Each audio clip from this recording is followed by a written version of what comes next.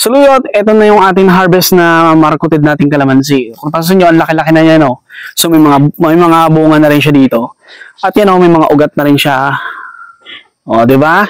Ito kasaluyo't ililipat na natin sa lupa kung saan doon siya mabubuhay. So, tanggalan natin. Sakit may mga tinik.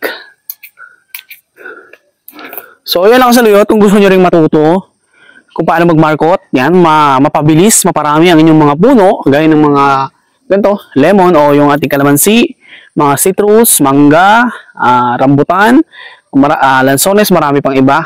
Available yung mga video natin sa ating playlist o kaya sa mga video natin. Search nyo lang marketing Mr. Saluyot, lalabas yung mga video natin.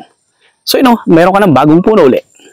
So, yung kasaluyot, itatanim na natin ating bagong harvest na marketed na kalamansi dito sa pagtataniman niya. So, ito na, ay ready na, no? May mga ugat na rin. So, tatanim na lang natin. So, kung paano may tanim, ganyan lang, baon nyo lang na ganyan, no? Medyo may lalim yung tataniman mo para hindi siya gagalaw-galaw. If in case na mabasa siya, tapos tabunin mo na. Ganun lang kadali. Tapos, tasik-tasikin mo ng konti. Pantasik. Lagyan mo dito. Ganun lang kasimple, may bago ka ng puno agad. O, di ba? Kaya mag-market ka na.